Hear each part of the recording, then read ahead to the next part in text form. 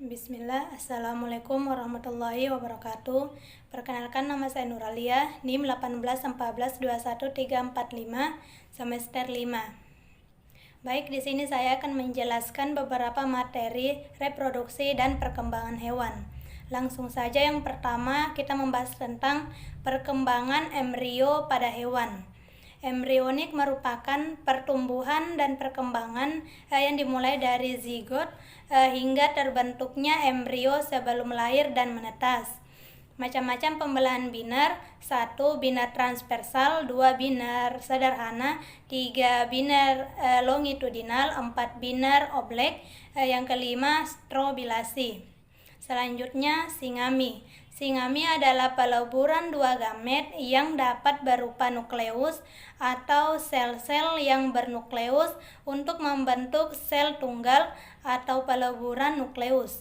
Singami terbagi menjadi 9, yaitu autogami, exogami, hologami, paedogami, merogami, isogami, anisogami, makrogami, mikrogami.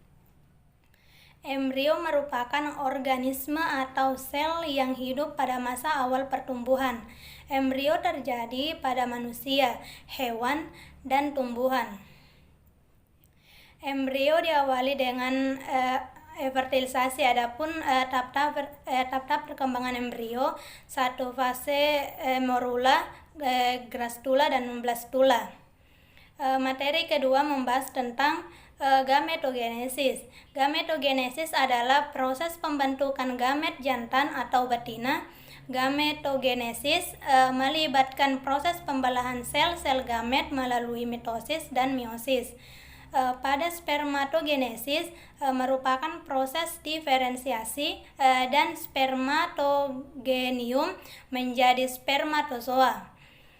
Secara umum, spermatogenesis dibedakan menjadi 3 tahapan, yaitu tahap spermatositogenesis, 2. tahap meiosis, 3. tahap spermiogenesis. Oogenesis merupakan gametogenesis pada induk betina. Dalam oogenesis terjadi proses pembentukan sel telur yang disebut oogenia. Pembelahan meiosis terjadi di ovarium pada saat folikel the graft mengalami maturasi dan selesai sebelum terjadi ovulasi atau sel telur yang membelah sehingga kromosom terpisah dan membentuk 2 set yang masing-masing mengandung 23 kromosom. Selanjutnya masuk pada materi ketiga, pembahasan tentang fertilisasi. Fertilisasi merupakan suatu proses peleburan atau pertemuan antara inti sel gamet jantan atau spermatozoa dengan sel gamet betina atau ovum membentuk sel tunggal yang dinamakan zigot. Proses fertilisasi ini dibedakan menjadi 3 tahapan, yaitu tahap aktivasi, penetrasi, dan fusi nukleus. Ada 2 macam fertilisasi. Yang pertama, fertilisasi eksternal, dan yang kedua, fertilisasi internal. Fusi atau peleburan 2 gamet menginisiasi beberapa reaksi penting di dalam sel telur. Reaksi penting yang terjadi di antaranya berada di membran sel telur. Reaksi kortikal adalah reaksi yang menyebabkan zona pellucida menjadi keras.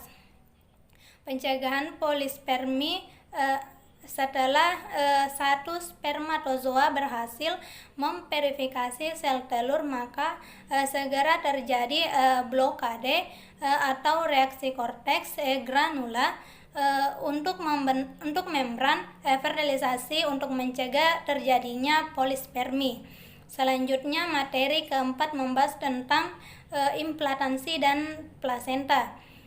Tipe implantansi berdasarkan kedalaman proses implantansi: 1.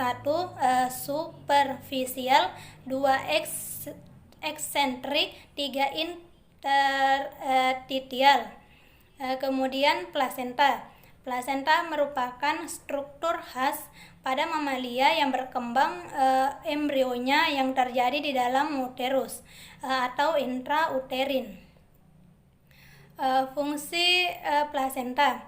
Yang pertama, saran selektif bagi pertukaran nutrisi, gas dan hormon dan senyawa metabolik lainnya. 2.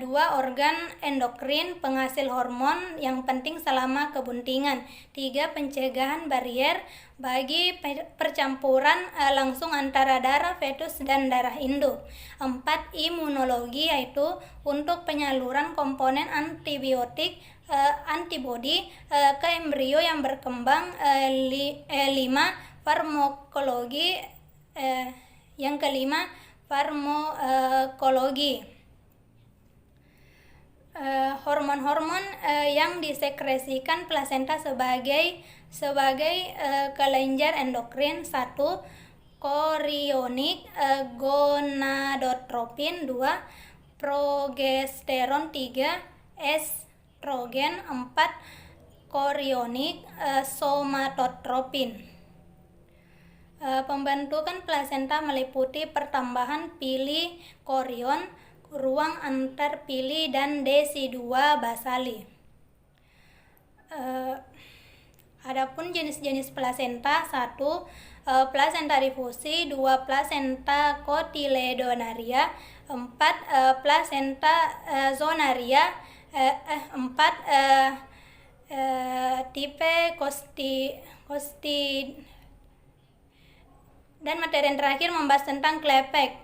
Klepek atau pembelahan adalah proses fertilisasi yang membentuk zigot yang mengalami serangkaian proses pembelahan atau klepek yang sangat cepat.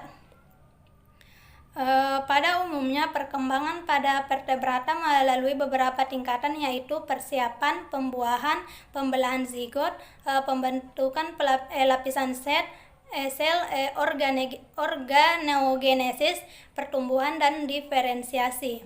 Adapun bidang-bidang pembelahan yaitu meridional, ekuatorial, vertikal, dan latitudinal.